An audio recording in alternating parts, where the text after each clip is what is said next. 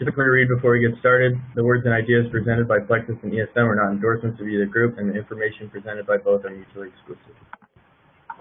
The presenters we have today, my name is Brett Ford. I'm a marketing associate here for Plexuss.com. My colleague is going to get started here, and her name is Jackie Lindo, and then we're going to turn it over to Lucas McAdams from ESM, who's going to go over the differences between the ACT and the SAT for you. The agenda of the meeting is going to go like this. First, I'm going to tell everybody quickly how to use any meeting in case no one has used this before. Then Jackie's going to give a quick overview of Plexuss for about 5 or 10 minutes. Then Lucas is going to give an introduction, and then he's going to get to the meat of the presentation, which is the ACT versus the SAT. At the end, we're going to have a hard stop and do a Q&A, and then from there we'll tell you the next steps. Some of the rules for the meeting. If you're having trouble with the voice of the presentation, you can just call into the meeting, just in case our internet connection isn't great, and a recording of the meeting will also be sent afterwards. Given the time constraint, we don't want to keep anybody here for longer than an hour. We're not going to be able to pause. So the phone number here is 323-920-0091. And once you get through, it's going to ask you for a PIN code, and that access number is 589-0180, followed by the pound sign or the hashtag symbol, depending on how old you are. You can ask questions as the webinar goes along via chat. The chat will get sent straight to the presenters, and we'll keep them all here for the Q&A at the end, and we'll try to get as many as we can during the Q&A session. Here's a little screenshot of what it should look like down below. If you click to send to the presenters as it's going on, if you have any questions about anything, we can do our best to get to them all at the end. So without further ado, I'll pass it over to my colleague Jackie, who's going to go over Plexuss.com today.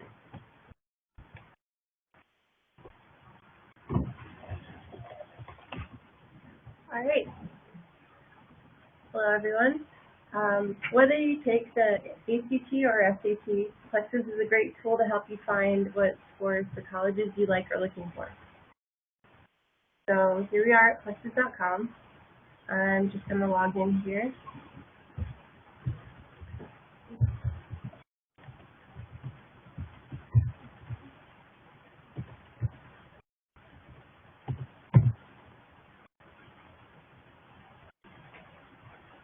All right. And here on our home page, you'll see these three letters. They'll keep you up on colleges that are viewing your profile, colleges Plexuss will recommend to you, and colleges that want to recruit you. So you'll want to check in on them often. But before these will start working, you'll need to create a profile.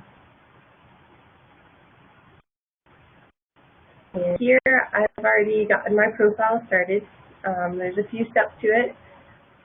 You'll want to,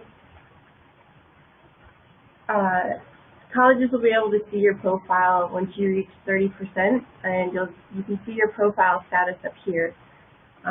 You should treat this like a resume because colleges, we'll be showcasing this to colleges. So we have areas like your objective, like a bachelor's degree in graphic design, to give colleges an idea of who you are. We also have scores sections where you take the GPA. This is you'll be able to enter your ACT and SAT scores once you take the test. We also take some high school info if you have any college info.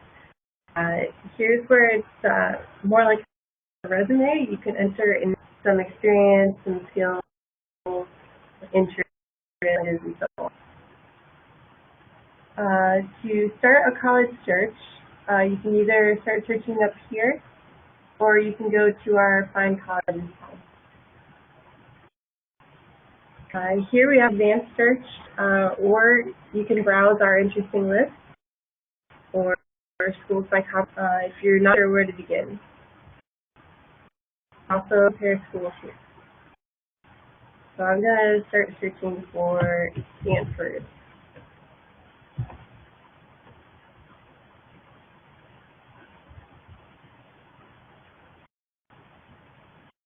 So yeah, at Stanford University College page.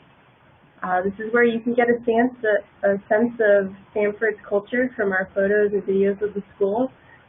Students will also have virtual campus tours. Right here you can see we've hand-selected some beautiful pictures of the campus.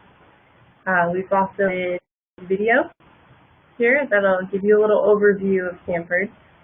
There's also out and history, very long history. And at the bottom here, there's some more information on the college. Some general links take you to the school's website, their admissions, where to apply for the school, and here are links to some more information about the school. So we'll go to our staff tab, and we like to give you the most important stats on the school right up here. And we just wanted to make this really easy to read through so we can make your research very easy. Now, there are tabs too. We've got ranking, admissions, financial aid, enrollment, tuition, and we will be adding more such as athletics and campus life. Example of our enrollment. Right.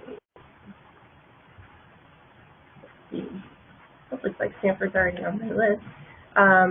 If you were interested in the school, you would click Get Recruited up here.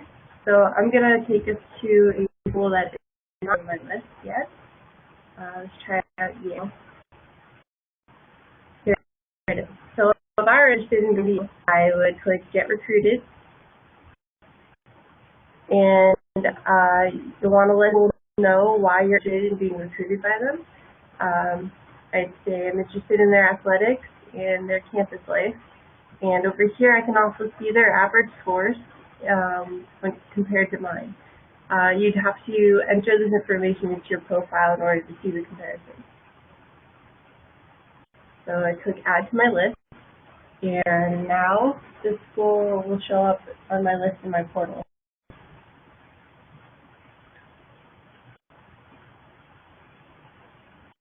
Okay, here we have Stanford University, like I said, it was there earlier. In your portal here, this is where most of the interaction with colleges happens. Colleges you've chosen to be recruited by will show up here. Coming soon, we'll have a way for you to chat directly with an admissions officer. So if you'd like to speak to someone from the University of California, Berkeley, we'll have a nice chat button here. You can get in contact with them. Okay, soon you'll have more tabs here on the left. You'll be able to see what colleges want to recruit you and which colleges have viewed your profile. Right now, we do have colleges that are recommended to you by Plexuss. So if we make it very personalized, it's based on your scores or other schools you visited. We even tell you why we recommended these schools to you. So here it says you're receiving this recommendation because you chose Yale University and because MIT has a higher rate. Okay. If I decide that I am interested in this school, I can click Yes to be recruited and go through the same process. And then that will be added to my list. All right. We've also included some quick facts here. Let's go down to Stanford. Just to make the research easier on you, we have some basic stats here you can look at. We've got the SAT and ACT scores down here. If you'd like to do more research on the stats, you can click what you're looking at. Let's see, we'll compare Syracuse and Bedford. Select as many as you want. So here to compare schools, we give you a bunch of sides. Let's try adding another one.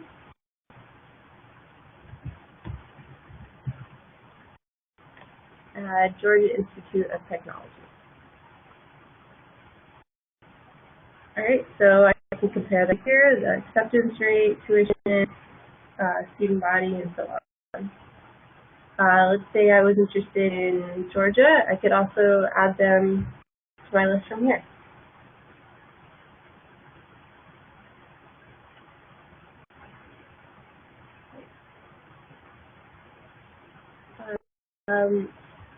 So if rankings are important to you, making a decision on colleges, our Plexuss rankings are a one-stop shop for ranking. So we factor in top rankings into one place, including U.S. News, Forbes, U.S. World, Reuters, and Shanghai rankings. So you can click here to get our full ranking list. So here you can see where Harvard has been ranked on U.S. News and Forbes, and you can keep clicking through to see the other sources. We've also got a nice advanced search here if you want to search schools by state or degree type and so on.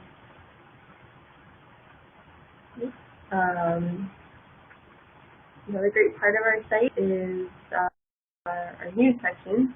It's going to be called the Quad. It's going to be a place for you to get updates on colleges, events, news on them, useful resources, and so on. So whenever you add a college to your list in your portal, you'll also be able to follow important events and news from them here on your feed. You can see there's already some articles down here. So Plexuss is a free tool for students, parents, and counselors. We depend on your feedback, and we'd love if you could share this great tool with any of your friends that are preparing for colleges. So thank you. Thank you very much, Jackie. Okay, so now we're going to go back over to the PowerPoint and turn it over to Lucas.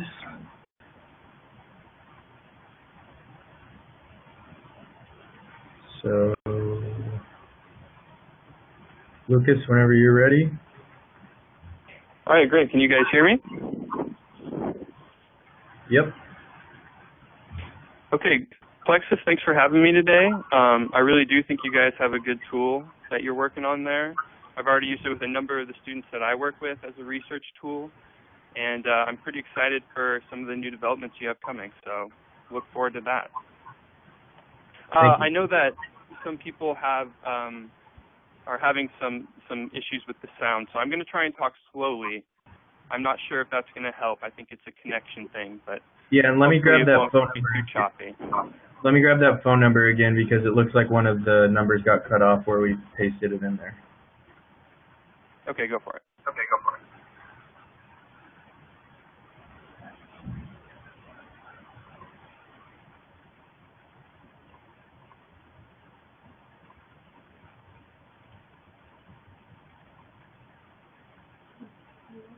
Just so everybody gets a good look here.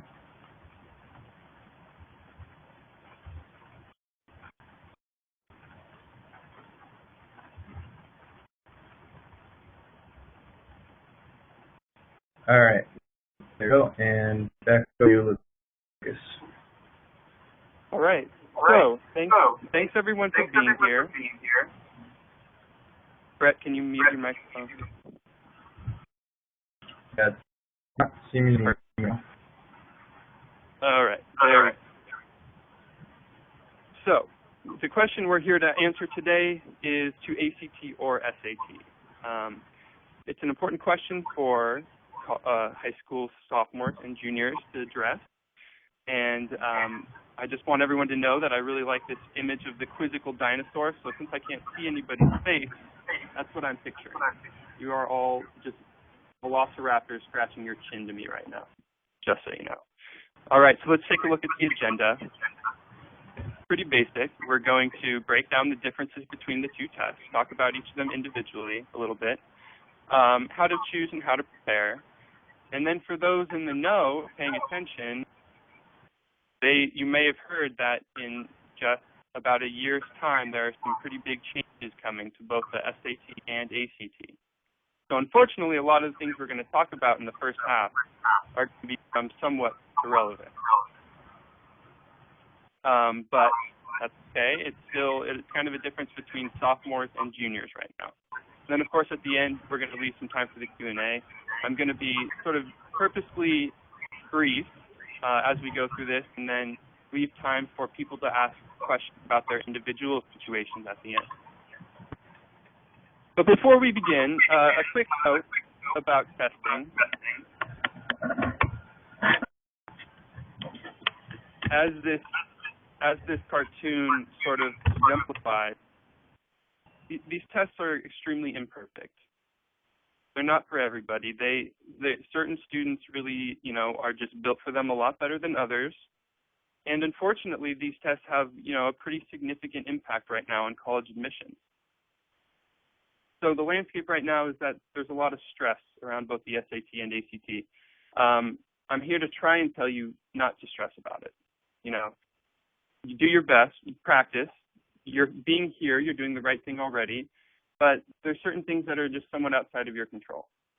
And there are colleges that are test optional. It's a small list, but it's a growing list. So if the SAT and ACT, if that whole standardized testing thing really isn't for you, then Google search that list. Because just not to get too political or anything, but I think that the whole system right now really needs a bit of an upgrade. But it's what we're facing, so we'll do our best to deal with it. So on to the SAT overview. The current SAT is broken into 3 sections, essentially: the math, the reading, and the writing. I broke the essay out here just so you can see how it breaks down in terms of time. But if you combine the essay with the multiple choice writing, it's essentially a third each. So the total test is 3 hours and 45 minutes long, I believe, if we move on to the next slide. And it's broken into 10 sections. So we take these 3 subjects and we break them up and we do a little bit at a time. A perfect subject score, so a perfect score on math, for instance, is 800. Same for reading and writing. That's 2,400 is your total. For those, those of us who are a bit older, it used to be 1,600, so that's a bit different. The average score is 500. So since this is all essentially a competition with your peers, you want to know where you stack up. If you're above 500, you're above the 50th percentile. If you're below, you're below.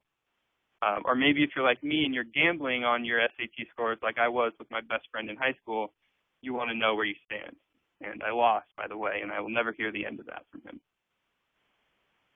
Slight penalty for wrong answers. Okay, so that's a super brief SAT overview. The ACT, when you go to the next slide, you'll see that, the major difference here is that we have an extra section. We've got the science section there. It makes a little more sense to break the essay out here because it's actually optional. So each of these 4 things come one at a time. Unlike the SAT, it's not broken up into multiple sections. You do the whole English section and then the whole math section and on like that. But the total time on the next slide we see is still 3 hours and 25 minutes, so essentially the same. Perfect score now on each subject is 36. Your cumulative score, your test score, your overall score is an average of the 4 subjects. The national average against your peers again is 21. So now if you're at 21, you're right in the middle. If you're above, you're above. If you're below, you're below.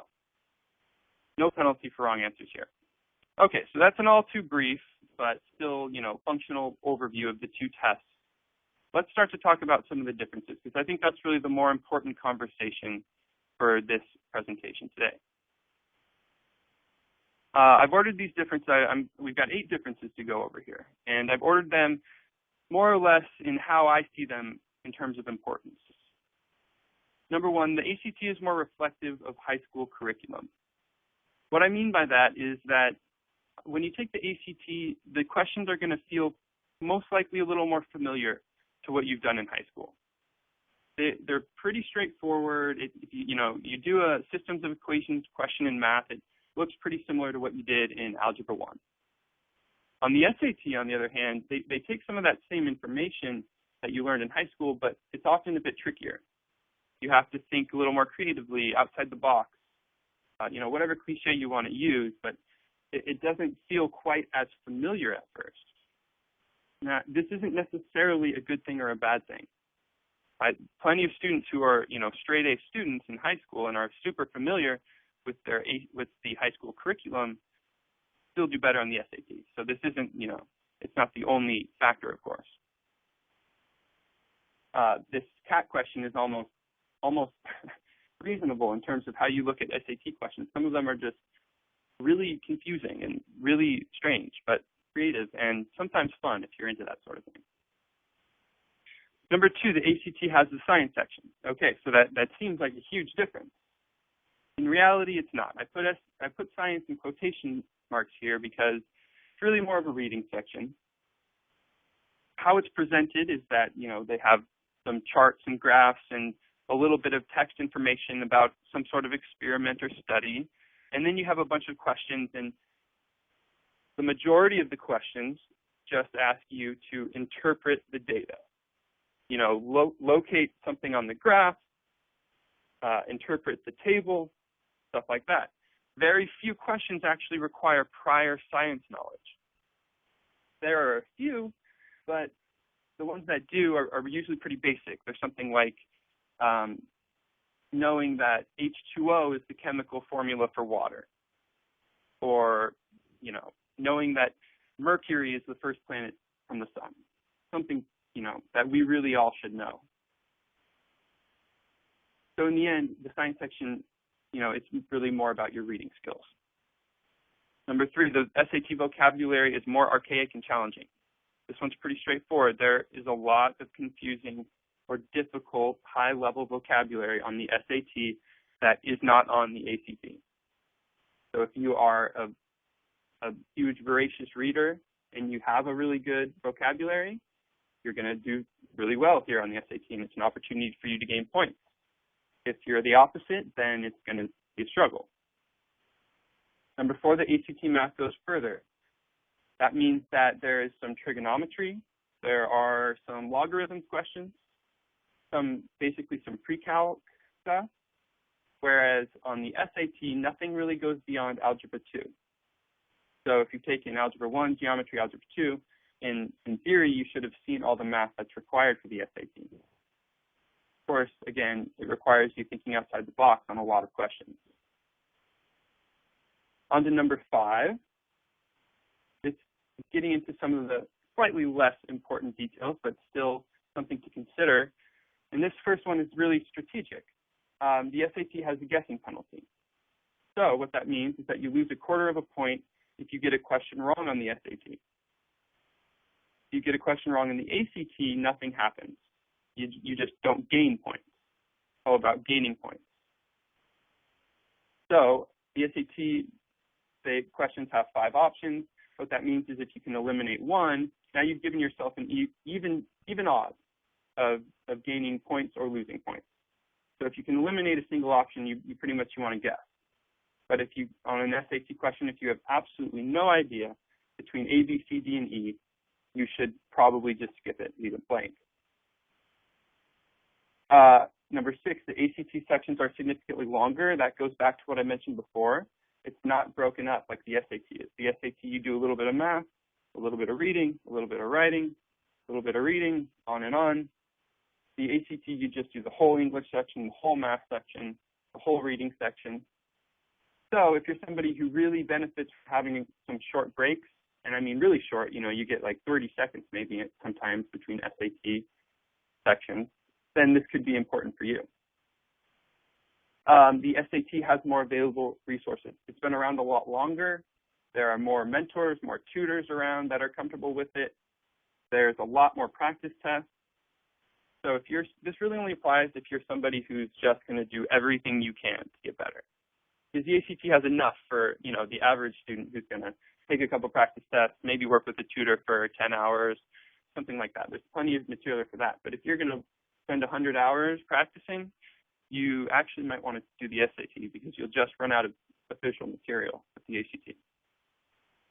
And the last difference, the ACT essay is optional.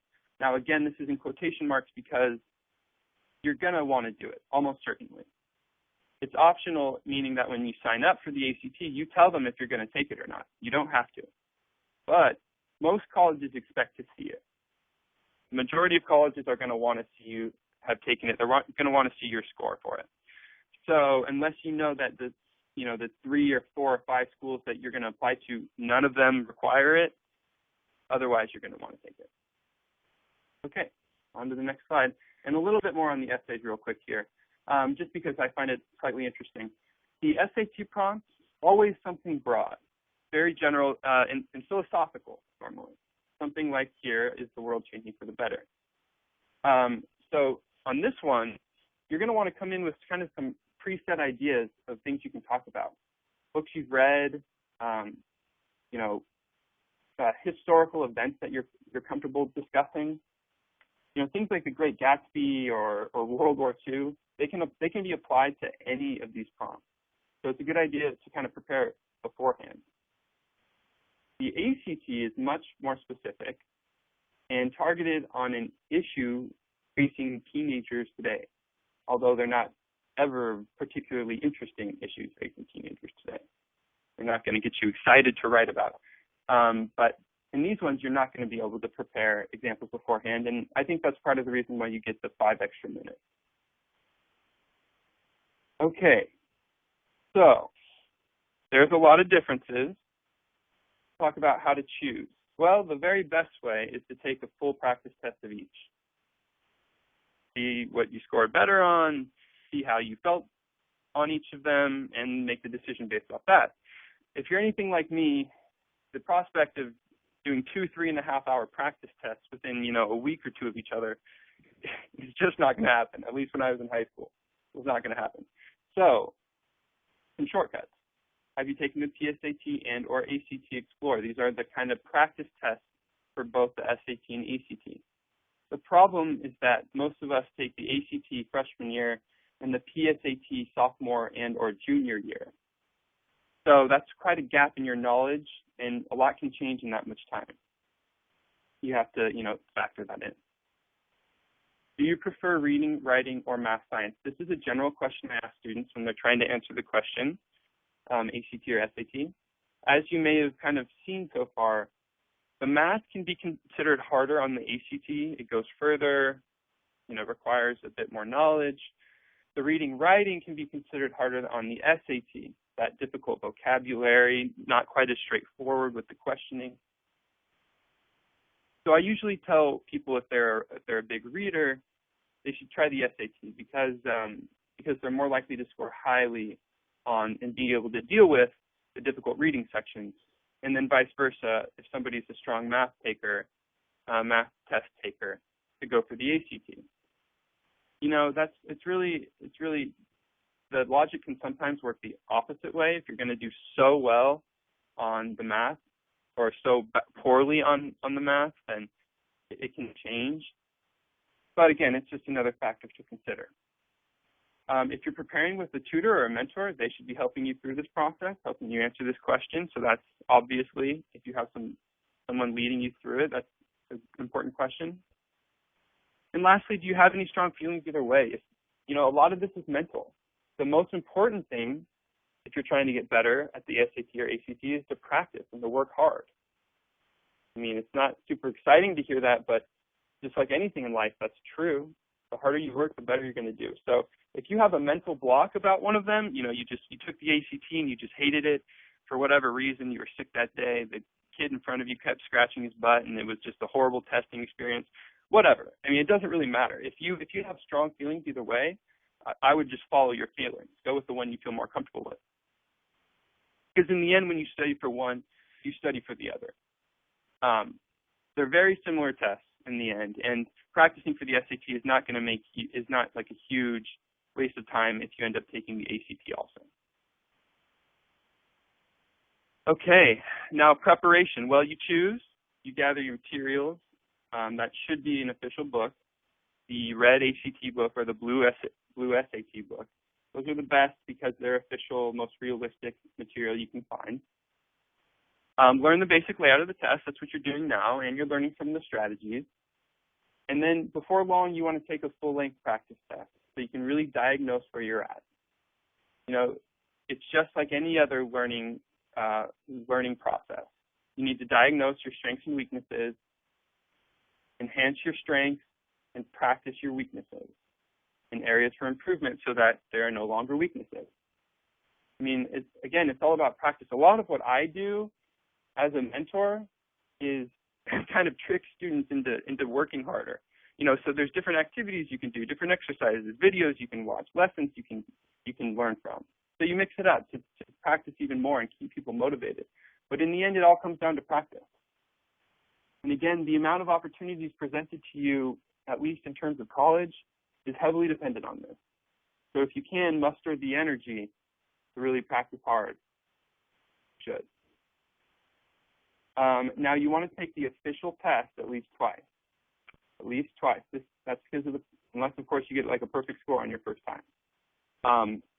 This because of the super score process, which is a process where colleges will take your best score on multiple sections across multiple tests. So if you score better on math the first time you take the SAT, but better on reading the second time you take the SAT, they will take your best score from each section. In the end, this makes you look a little bit better. It makes the college look a little bit better because they can say they accepted a student who scored 1750 instead of 1650 or whatever. But it's not going to give you much of a competitive edge because everyone's doing it. It will be a competitive disadvantage if you don't do it for the same reasoning. Take the test at least twice.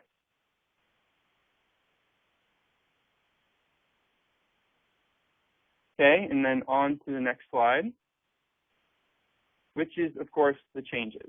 Okay, so sad puppy face. Just when you learned everything to know about the SAT and ACT, it's changing.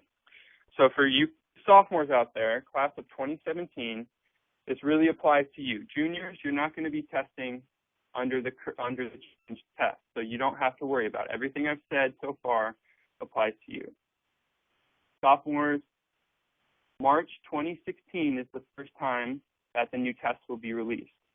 That means that's basically spring of your junior year, which is the ideal testing window. So for the SAT, upcoming changes, and there's a lot of them. This is the major one with changes. Scores going back to 1600. They're recombining the reading and writing, so it's going to be one English section and one math section.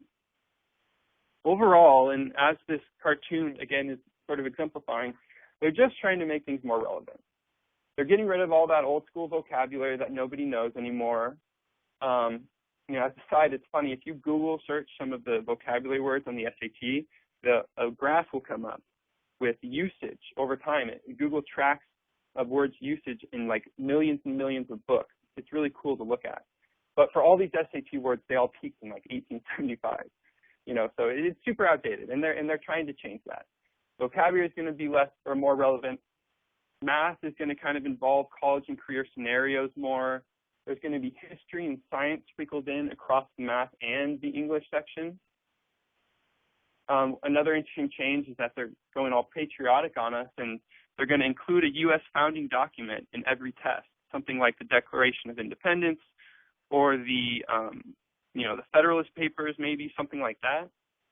For those of you outside the U.S. who have never heard of those, I don't think you're going to be at too much of a disadvantage. It's just going to be it's still going to be a normal reading passage. But if you've read them before, you might have a bit of an advantage. It's going to be an interesting inclusion for sure.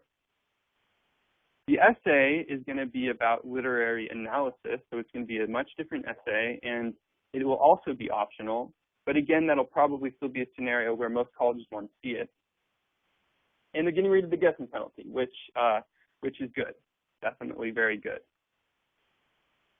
So that's a quick recap or a quick update on what's coming on the SAT. None of this is quite finalized yet. On the ACT, there's just a few changes that they've announced, and they're much more minimal. They're making the writing prompts more interesting, which obviously that I appreciate. Changing some of the math, doing some dual reading stuff, dual passages stuff in the reading. Really, overall, you probably wouldn't even know that they're changing the ACT. And I don't believe that they're going to do they might do a new study guide. I'm not sure they've announced that yet. But overall, it's going to be a pretty similar test.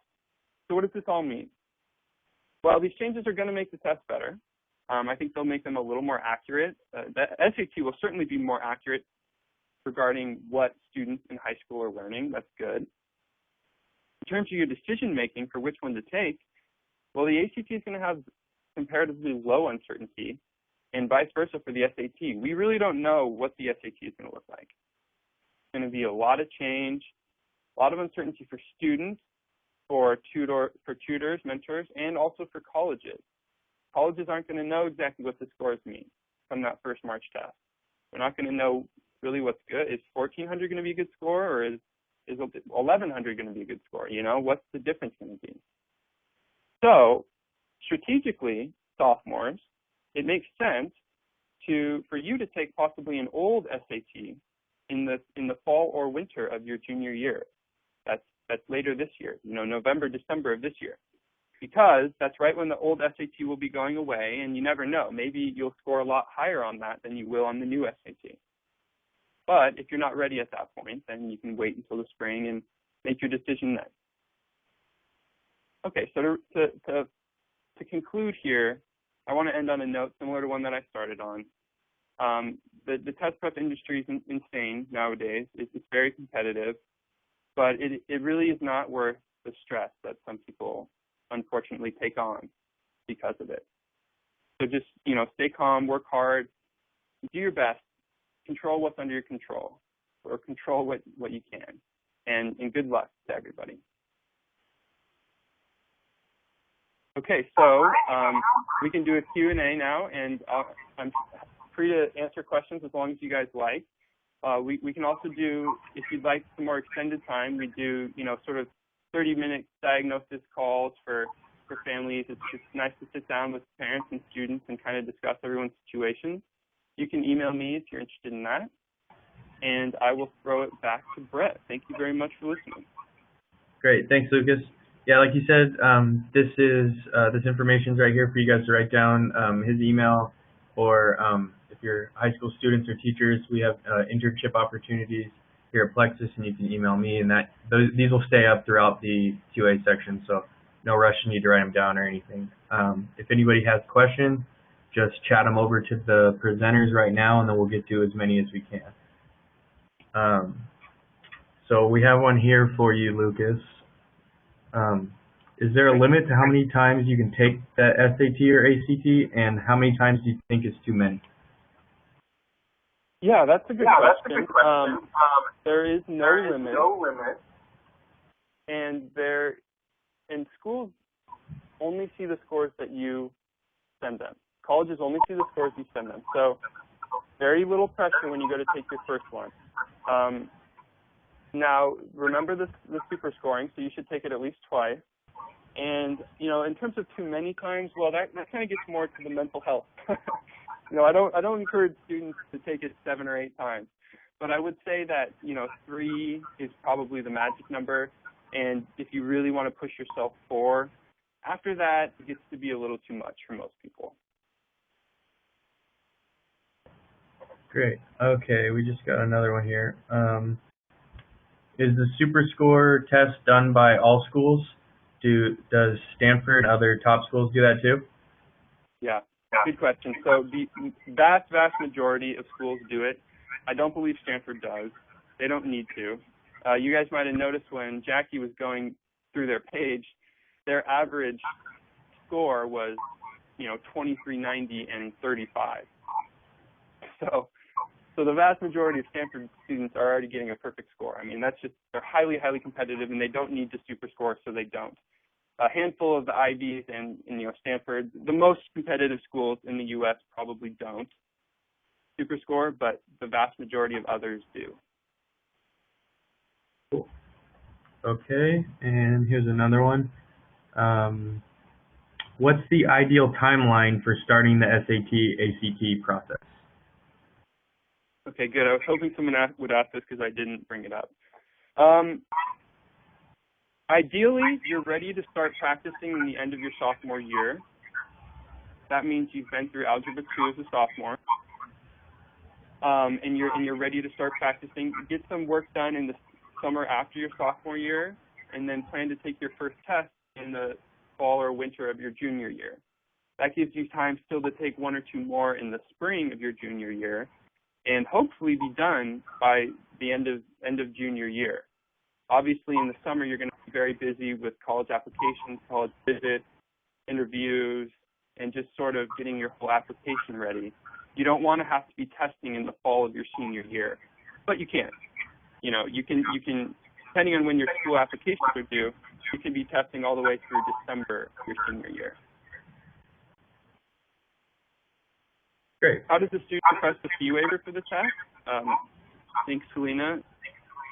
Just through the website on the College Board is the website for the SAT, and actstudent.org is the website for the ACT, and there's pretty clear directions for requesting a fee waiver.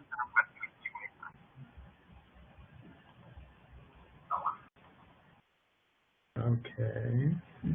Let's see here.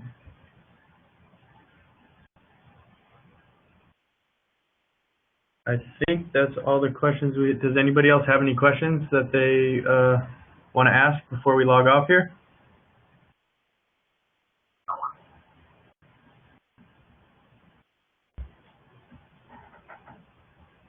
Okay, here's a good one. What do you recommend we do before the test, like the day of, to prepare for it? You know, try to get some sleep. Don't go out partying or anything. You know, try to just take care of yourself. I often recommend that students start thinking about it a few days before. The tests are always like at 8 a.m. on a Saturday. So if you're not used to waking up that early, try to get to bed early a couple nights in a row and get your body used to it. Then Saturday you can wake up, 7 o'clock, maybe read the newspaper a little bit, wake your brain up. Don't do any crazy studying or cramming. That's not going to help. That's just going to stress you out. But kind of get your mind right. And obviously personally, I hate being late to things. I hate being late to meetings. When I rush, it totally throws me off. So just give yourself enough time to get to the testing center. On the day of the test, bring your calculator, water, snack, pencil, and your ticket, which is kind of your, when you register, they give you this, and you're proving you are who you say you are. And then one last little bit of advice. I always encourage people to sit in the front row. They're supposed to give you assigned seating, but they usually don't. The proctors usually aren't that disciplined. So sit in the front because it kind of eliminates a lot of the distraction, and the main distraction is other students in the room. So that's advice I usually give students for test day and coming up to the test.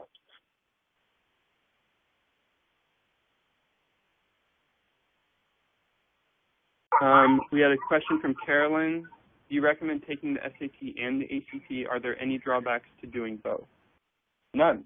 I do recommend taking both. I recommend, however, choosing, again, following that timeline, choosing a test to focus on first, and the one you think that you're going to do better on, and taking that once or twice, and then maybe reevaluating. And again, when you practice for one, you're practicing for the other. It's always a good idea to give the other one a shot just to make sure, because you never really know if you're gonna do better on one or the other until you've tried.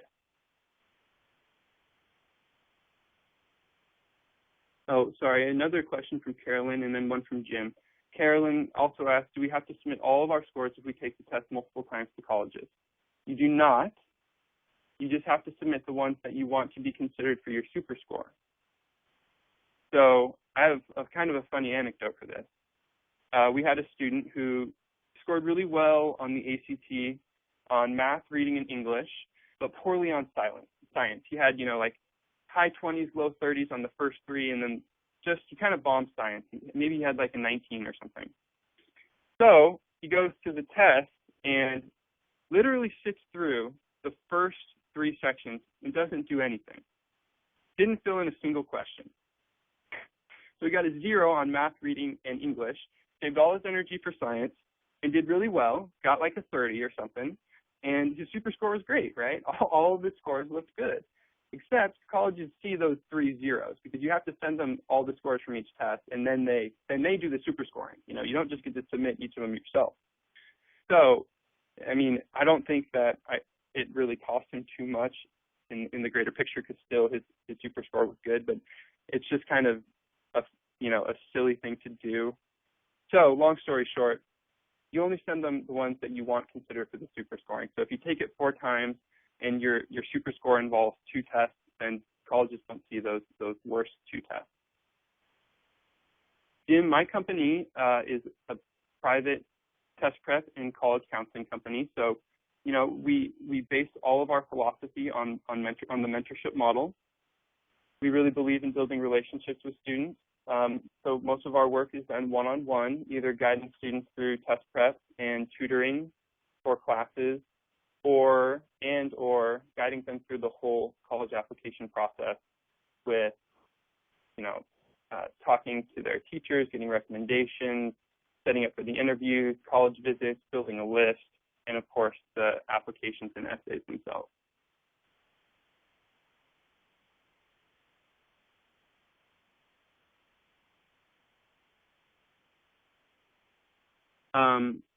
Next question was, do you recommend sending all of your scores to the colleges even if you didn't do well on some? No, I don't. It actually costs money, unfortunately, to send your scores to schools. That's another one of the little ways that the College Board and the ACT kind of has built this monstrosity that is that is test prep. And so I definitely don't recommend sending scores that don't reflect your best ability.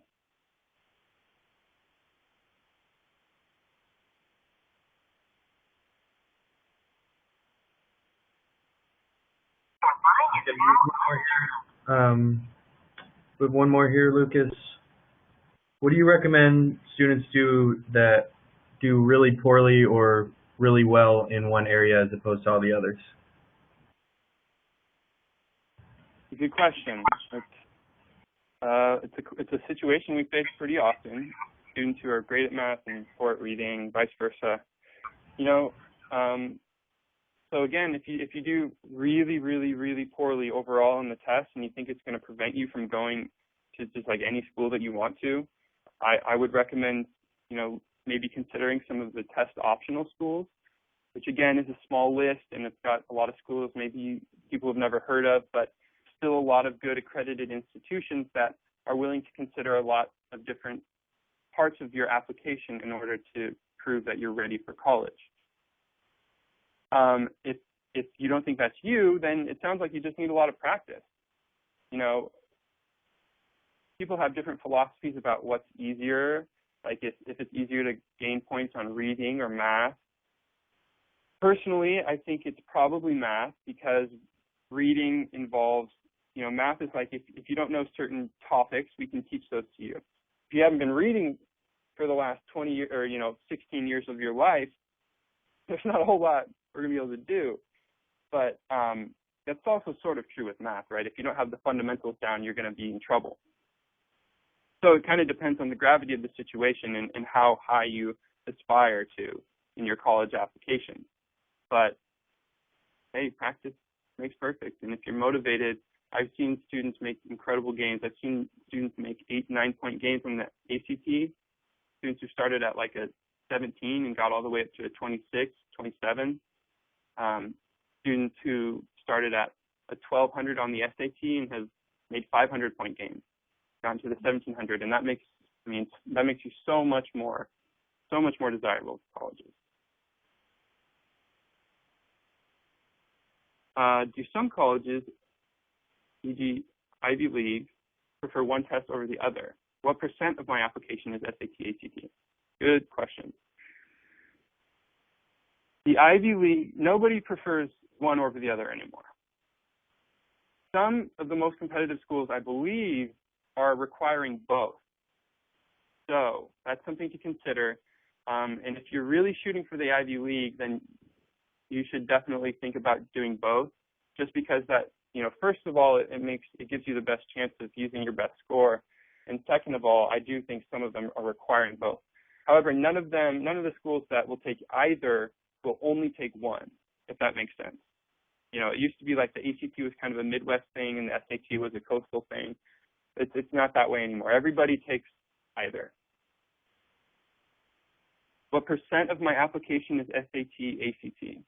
This obviously varies for schools, and it's hard for me from an outsider's perspective to answer that perfectly. But it's not inaccurate as a generalization to consider it about a quarter of your application. Schools take your GPA, and basically, you know, the classes you took, how hard you, even possibly a third. So 1/3 could be considered your GPA, your school ranking, which is basically is your high school well respected or not. Did you challenge yourself with AP classes and stuff? That's about a third. The SAT, ACT is about a third. And then your extracurriculars and your intangibles, what you've done, your essay, that's about a third. I think that's a pretty accurate assessment. Somewhere between 25 and 30% of your application consideration comes to SAT, ACT.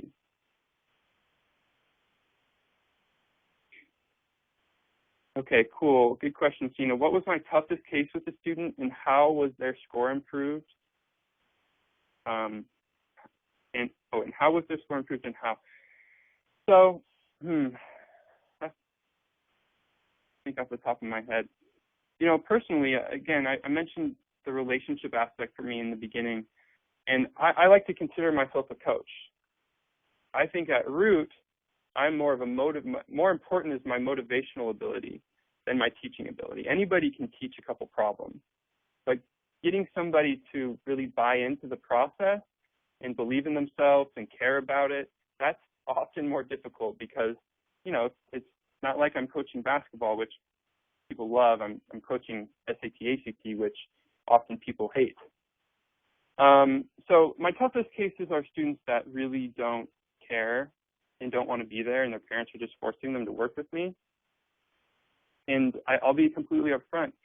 I've never had a student who didn't improve at least some, you know, 50 or 100 points on the SAT, 1 or 2 points on the ACT. Never had anyone who didn't improve. But those students who really didn't at all live up to expectation or what they could have, those are the ones that really just didn't apply themselves or that I wasn't able to get through to.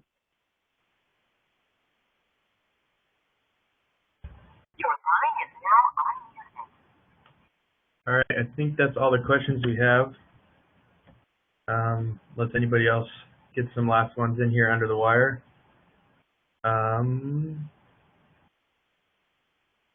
Doesn't look like it. So thank you very much, Lucas. I'm sure everybody found that very informative. To close here, just like we went over earlier, ESM is offering 30 minutes free college prep diagnosis for people that are interested, and Lucas's email is right here. And for those of you interested in the internship opportunities that we have at Plexuss, you can email me directly, and my email is right there. Once the meeting ends here, we will try to do our best to clean up all the audio before we put out a recording of it, but this will be sent out to everybody, so you'll have a recording of it just in case there's anything you missed or anything you just weren't paying attention to, and that way you can also share it with your students for some of you that are teachers or counselors. So thank you very much, and we will see you at our webinar. Thanks, Brett. Thanks, everyone. Thanks, Lucas.